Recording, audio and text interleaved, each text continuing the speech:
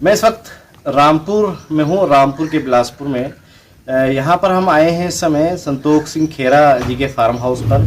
संतोख सिंह खेरा जिला ward number 2 से जो है जिला पंचायत चुनाव लड़े थे। अपनी पत्नी इंद्रजीत कौर को इन्होंने टिकट दिया था, मगर कई दिन से जो है हम खेरा जी से जो है बात करने की कोशिश कर रहे थे, काफ़ी व्यस्त रहे हैं। कल हम इनके जो है घर पे भी गए थे, महेश गार्डन पे, जहाँ पर जो है इनकी तबीयत ख़राब थी थोड़ी सी, तो हम जो है वापस हो लिए।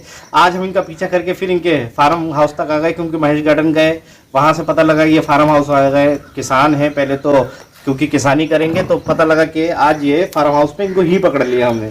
खेरा जी, पहले तो बहुत दिन हो गए क्योंकि क्यूटी भारत आपसे बात नहीं कर पाया, क्या वजह रही? क्या कल आपके घर पे भी गए थे तो पता लगा कि आप रेस्ट कर रहे हैं, तो हमें फिर अच्छा नहीं लगा। आज फिर हम आपके जो है घर पे गए, पता लगा आप फार्म पे हो। आज तो हमें पता लगा कि इतना बड़ा फार्म है, आप खुद इतने बड़े किसान हैं जी। देखिए, मैं कई दिनों से संकट से गुजर रहा हूँ और मुझे आराम नहीं मिल पा रहा था। जी जी जी। और मेरी तबीयत थोड़ी सी ढीली हो रही थी। मुझे डॉक्टरों ने सलाह दी थी कि आप आराम करें, और मैंने अपने आप को कल रेस्ट पे रखा। जी जी जी। और मुझे स्पष्ट निर्देश थे कि आप थोड़े दिन आराम करें और थोड़ा सा मेल जोल से मिलने से परहेज करें। इसलिए मैं माफ़ी चाहता हूं कि मैं कल आपसे मिल नहीं पाया। आज सुबह और मुझे डॉक्टरों ने ये भी सलाह दी कि आप अपना समय फार्म पे ज़्यादा बिताएं।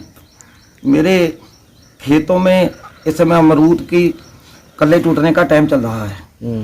तो यहाँ पर क्योंकि मेरे पापा यहाँ फार्म पर रहकर, मेरी माताजी और मेरे पापा फार्म पे रहते हैं और बीच बीच में शहर आते हैं, बाकी यहाँ अपनी निगरानी से खेती कराते हैं। तो मैंने कहा कि मैं जाके देखता हूँ, लेबर लगी होगी। तो मैं यहाँ आया तो बूंदाबांदी चल रही थी और आज लेबर नहीं आ पाई। तो फार्म पे मैंने कहा चलो थोड़ा सा मन भी हल्का हो जाएगा, थोड़ा फार्म पे घूम लेता हूँ, इसलिए फार्म पे आ गया। राजनीतिक देखा जाए माहौल में तो बहुत सारे नेता ऐसे हैं जो है राजनीति कर रहे हैं, मगर किसान नहीं है बिलासपुर के अंदर। आज हमें इस बात का एहसास हुआ, शायद जनता भी, आज हमारे दर्शक भी देखेंगे कि खेरा जो है सिर्फ नेता नहीं है या राजनेता नहीं है, एक किसान भी है, वो बहुत बड़े लेवल पे। इतने बड़े अमरूद के बाग और जो आपके लीची के बाग, आज हमें देख के जो है हैरत हो रही है। हमें तो नहीं लगा था, हम तो ये समझ रहे थे खाली आप नेता ही हैं, वकील ही हैं। तो हाँ, ये बताइए अब कितना सुकून मिलता है आपको यहाँ के, और कितनी जो है मेहनत करते हैं आप? देखिए, मैं फार्म से, इसी फार्म से ही स्कूल से पढ़ के यहाँ आकर मैंने अपने हाथ से बचपन में अपने पिताजी के साथ खेती में हाथ निभाया है। लेकिन हर एक माता पिता की इच्छा होती है कि उनका बच्चा पढ़ लिख कर जो वो कार्य करता है उससे बड़े स्थान पे जाए। मेरे माता पिता की भी इच्छा थी, उन्होंने मुझे पढ़ा लिखा कर अधिवक्ता बनाया और शहर में मुझे निवास दिलवा कर मैं शहर रहता हूँ और महेश गार्डन कॉलोनी में रह रहा हूँ और एसडीएम कोर्ट में प्रैक्टिस कर रहा हूँ। और मेरे माता पिता खेती करते हैं, जब मुझे मौका लगता है मैं आता हूँ और फार्म पे अपने फार्म को देख के, देखिए खानदानी मेरे दादा परदादा कृषि से जुड़े हैं, तो जहाँ जो उपज है मेन वहाँ से तो आदमी को खुशी मिलेगी। लेकिन मैं नेतागिरी शौक के लिए और अधिवक्ता के तौर पे मेरा प्रोफेशन हो गया, तो अब मैं अपना समय बिलासपुर में बैठकर ज़्यादा देता हूँ और बीच बीच में क्योंकि शहर और फार्म की दूरी 6-7 किलोमीटर की है और हर समय व्यक्ति बिलासपुर आता है। तो रोज पिताजी माताजी बिलासपुर आते हैं काम से, वहाँ मुझसे भेंट कर जाते हैं, हाल चाल मेरा पूछ जाते हैं और जब मुझे समय लगता है मैं फार्म पे आ जाता हूँ। अच्छा, अब किसानों की बात हो रही है, खेरा साहब दिल से बताइए आप, क्योंकि किसानों में आपको बहुत वोट किया है, क्योंकि पंचायत आप जब चुनाव लड़े हैं तो किसान है, इसकी फिगर भी हमारे पास आ गई है। आज भी जो है इस बूंदाबांदी में और तपती धूप में किसान बॉर्डर पे है, तो क्या आपकी क्या राय है उनके लिए और किस तरीके के आप उनके लिए आगे बढ़ेंगे? क्योंकि किसानों ने आपको कोऑपरेट करा, आप कितना कोऑपरेट करेंगे? देखिए, मैं भारतीय जनता पार्टी में 20 वर्ष से अधिक समय से काम कर रहा हूँ और बूथ का अध्यक्ष, और इस समय वर्तमान में भी मैं सेक्टर प्रभारी हूँ भारतीय जनता पार्टी का। मुझे भारतीय जनता पार्टी ने वार्धज्ञा 2 से मेरी धर्मपत्नी सरदारनी इंद्रजीत कौर को टिकट दिया और वो भारी मतों से विजयी हुई। लेकिन मैं इस बात को ज़्यादा खींचना नहीं चाहता, जो भी हुआ उसको लेके मैं न्यायालय में चला गया। अब न्यायालय ने निर्णय देना है। मैं भारतीय जनता पार्टी का एक कर्मठ सिपाही हूँ और किसान हूँ।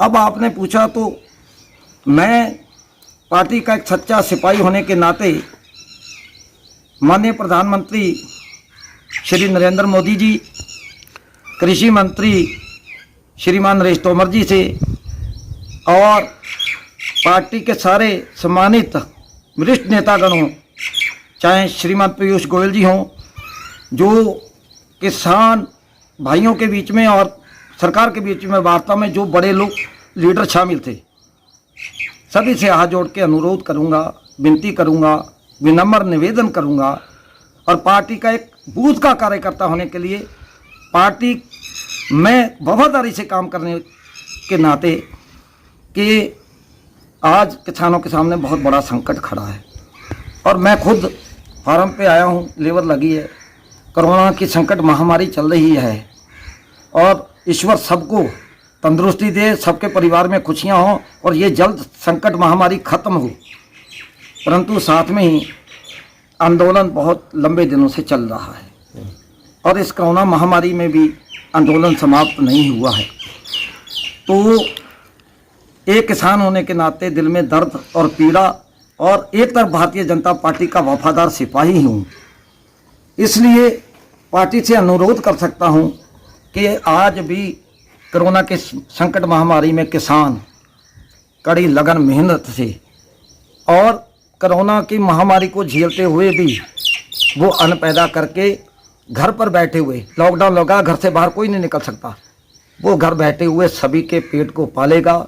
मेरे भी अमरूद में खेती चल रही है, हम भी जो खेती करेंगे, धान गेहूं फसल की आप देख लीजिए, साठा धान भी लगा है और अमरूद का जो फल टूट के जाएगा ये शहरों से लेके दिल्ली, बॉम्बे और सभी के घरों पे पड़ेगा, लोगों के घरों में जाएगा, खुशहाली देगा। और ये जो आज इस संकट में महामारी में मेरे गरीब भाई और जो भी लोग इस बीमारी से पीड़ित हैं उनके मुंह में भी पड़ेगा। तो ये जो आंदोलन है, अब इसे भी सरकार को मेरा आग्रह है कि हम सत्ता में हैं, सरकार में हैं और हमारा एक परिवार है जो सरकार में होने के नाते जो बड़ा होता है और किसान और पूरी पब्लिक, भारत देश की जनता अपने मुखी की तरफ, हमारी तरफ देख रही है। चलिए, जो किसी वजह से बातचीत का क्रम टूटा था, आज हम बड़े होने के नाते हम उसमें, मैं आग्रह कर रहा हूँ कि उसमें हम लोग, हमारी पार्टी को पहल करनी चाहिए और जो वार्ता का क्रम टूटा है उसे दोबारा से शुरू किया जाए। और परिवार में अगर विवाद होता है, अगर फटे हुए कपड़े को, पुराने समय से देखो, अगर कपड़ा फट जाता तो उससे सुई से सिला जाता, फटे हुए कपड़े को अगर सिला नहीं जाएगा, रूठे को मनाया नहीं जाएगा तो उसमें कोई छोटा बड़ा नहीं होता। मैं बूथ कार्यकर्ता हूँ, क्या आग्रह कर रहा हूँ कि मेरी पार्टी पहल करे और दोबारा बातचीत का सिलसिला जारी हो और जैसे खुशहाली में एक ही जगह पर एक ही थाली में रोटी खाते हुए बातचीत हुई थी, उस बातचीत को मैं दोबारा देखना चाहता हूं कि मेरे किसान भाई और मेरी सरकार एक थाली में रोटी खाते हुए इस समस्या का हल करें और शीघ्र इसका हल हो और मेरे किसान भाई बॉर्डरों से खुशी से झूमते हुए, लहराते हुए अपने घरों में आए और मेरी सरकार का भी गर्व से सीना ऊंचा हो कि देखो, हमने अपने रूठे हुए भाइयों को मनाकर जो हमारे और हमारे भाइयों की दूरी थी उस दूरी को तोड़ दिया। बहुत बहुत शुक्रिया हमारे साथ बात करने के लिए। संतोष सिंह खेरा जी हैं जो इस समय किसान हैं, घर पे क्योंकि फार्म है, फार्म पे आकर ही किसान हैं, बाद में जाके जो है नेता हैं, क्योंकि जाहिर सी बात है पार्टी का सपोर्ट भी है और पार्टी में जो है इन्होंने लड़ा है और काफ़ी इनको मत भी मिले हैं, किसानों भी काफ़ी सपोर्ट किया है। तो सवाल ये आता है कि आज संतोष सिंह खेरा जो है किसानों के बीच और पार्टी के बीच जो मतभेद हैं उसको दूर करने की बात क्यों कहते हैं? शायद लगता है इनको कि किसान बुरे नहीं है, पार्टी भी बुरी नहीं है, तो कोई ना कोई हल निकले और मैसेज जो है जनता तक भी जाए और सरकार तक भी जाए और और इस बीच का जो विरोध है वो ख़त्म होके ये दूरी इस समस्या का हल हो और आज जो है किसान जो बॉर्डरों पे खड़ा बैठा है उसका भी जो है कोई निजात नहीं निकले और सरकार इसमें पहल करे और कुछ ना कुछ अच्छा हो, ऐसी इनकी कामना है और ऐसा इनका संदेश है। फिलहाल आज ये अपने फार्म हाउस पे हैं और दिल से जो है इन्होंने ये बात कही है कि जो दूरियां हैं वो नज़दीकियां में बदलें और बदलाव हो और अच्छा संदेश हिंदुस्तान में जाए। वीडियो जर्नलिस्ट नाजिम के साथ अफान अहमद, QTV भारत, रामपुर।